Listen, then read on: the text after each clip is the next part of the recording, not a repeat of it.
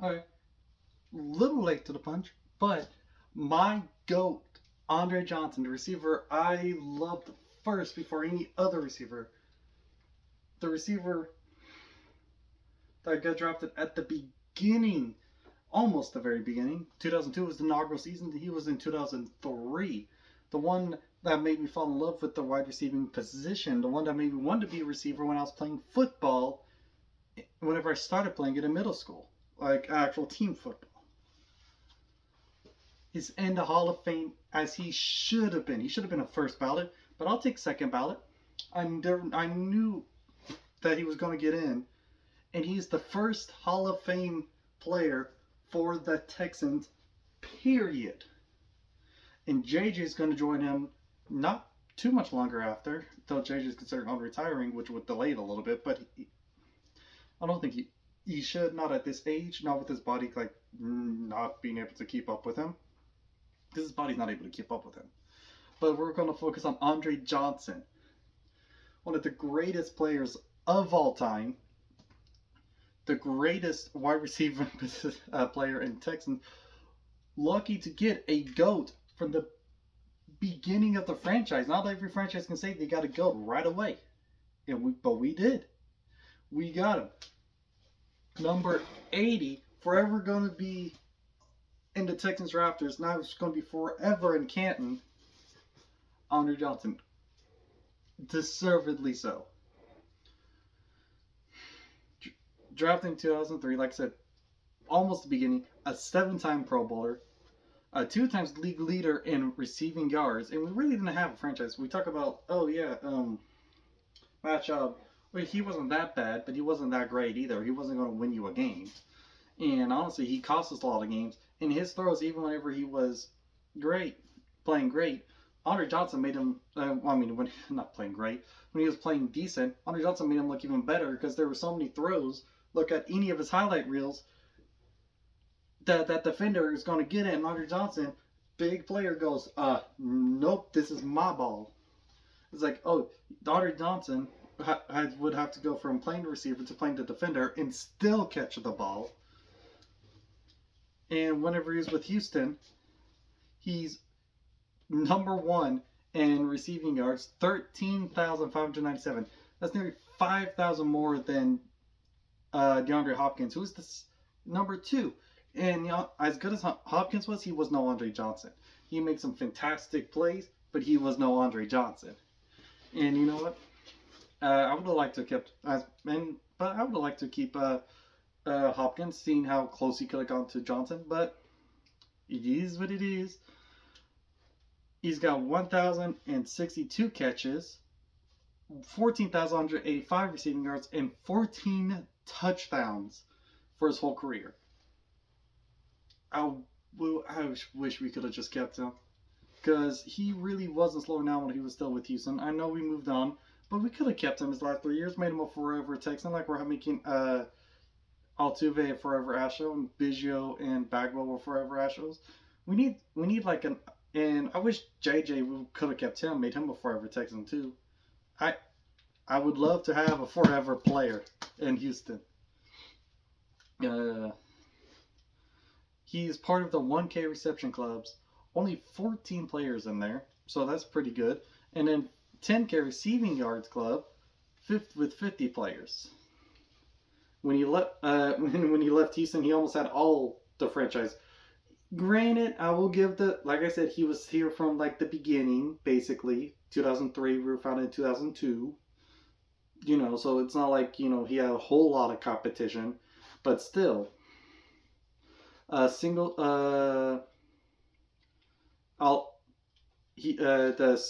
total receptions 1,012, total receiving yards with 13,597, like I said, total touchdowns with 64, single season receptions 115, single season reception yards 1,598, 1,598,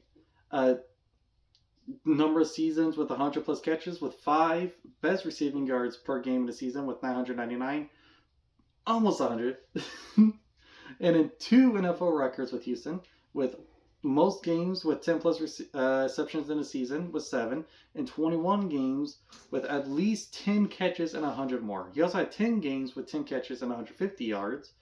And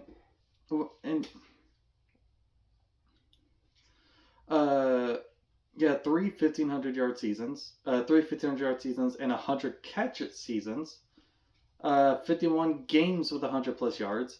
In his last 3 seasons with the Texans, averaged 102 catches and 1,280 yards. So he was doing great with us even in his last 3 seasons. And then he did 3 more seasons. He played; those were not as memorable. One season was with the Titans, and I think that's year. I think he also played with the Colts. And in the year with the Titans, he was wearing 81, which was weird. Honestly, it's weird seeing him with a number that's not 80. And it's honestly a bit weird seeing him in a jersey that's not the Texans or, his college stuff. But, it happened. And he was also not just a strong player, he was a quiet player. You didn't see him blow up a lot. That's why, like, one of the viral moments of his is whenever he was blowing up on Matt Schaub, because Matt Schaub he wasn't a franchise changing quarterback. He was not. Even in his best years, he was not. And then Matt Schaub, in his worst years, was just horrible. He has records that no one wants. Like most pick sixes in a row, not like in a row, but like in games in a row. He was not the quarterback to lead us to a championship. But Matt Schaub had a stacked team around him with Arian Foster, the greatest running back in franchise history, Andre Johnson, greatest wide receiver in franchise history. He even had DeAndre Hopkins for at least a year, at least a couple years with Andre Johnson. Again, second best wide receiver in franchise history. And then J.J. Watt, best defensive end in history. And we had great tight ends. We had good O-line. Our defense as a whole was good with Mario Williams. We've had Merciless. We've had a good team. And our best overall season is still that 2012 to 2013 season. That is still the best overall season. Yes, we just had a really great season with C.J. Stroud. That's still not that 2012-2013. But I think C.J. Stroud can do even better than that. I think we'll finally get to where our best seasons are in front of us and not behind us. And the best we've ever done in the playoffs is still just making it to the divisional round. We still haven't made it to the conference championship. So still, Andre Johnson was still part of the most successful, basically one of our most successful playoffs. So the Andre Johnson, but like I said, this is a young team. As in young franchise, not like just overall team, but this is also a young team that we have currently. But Andre Johnson himself he was a great snag for the Texans early on, and he put Houston on the map early on. I guess not super early because we didn't really make the playoffs in 2010, or was it 20? Yeah, the 2012-2013 season, 2011-2012. Yeah, basically the 2010s. But you know what? That's still pretty early. He put us on the map, made us into the playoffs, and honestly, like those early struggles. Even with those early struggles with the AFC South, we basically have the second most division titles. So the Texans are not really that mocked for being a historically bad team. We're just a young team that just has a little bit of success in the regular season, but not enough in the postseason. That's how we have been right now. Obviously, the team with the most AFC South titles is still the Colts. Titans and Jags, not that many at all. He was a quiet player, a strong player. The NFL throwback called him the strongest wide receiver in NFL history. And, I'm not going to argue with that. And another one of his viral clips beat up that Titans cornerback. Dude, try to pick a fight with Andre Johnson. He's a quiet player. He only blew up a matchup once. We've had a few players that were, but we've seen players that are more, diva than Andre Johnson. Much more diva-ish. Andre Johnson only one real blow up, and then he beat up against our own quarterback, and then beating up the Titans cornerback. Always going to be a viral clip of his too. Two great things, and then you can watch any highlight play. You can tell this dude deserves to be in Hall of Fame, and I'm glad he is in. Just 10 minutes, 10 plus minutes of me just praising Andre Johnson. My fave, still to this day, CJ Stroud could honestly pass him. He could, but he's young. We only saw one season of his.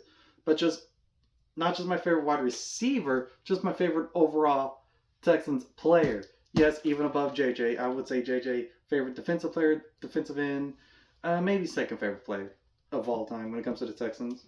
But no, Andre Johnson, just my favorite overall player. Glad he finally made it. And finally, he's getting the recognition he deserves. Such a great and humble guy. If I really wish he would have gotten someone like, yes, even Deshaun Watson. Deshaun Watson throwing to Andre Johnson would have been great. CJ Stroud throwing to Andre Johnson would have been amazing. Just two different eras.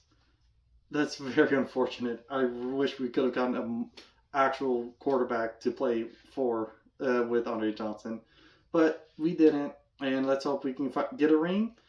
And even if he's not on the team, when Texans finally get a ring, I think Andre Johnson should at least get an honorary ring because he deserves it.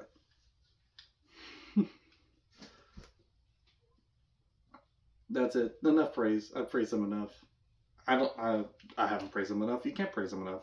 But for now, this video can only be so long. See y'all next time.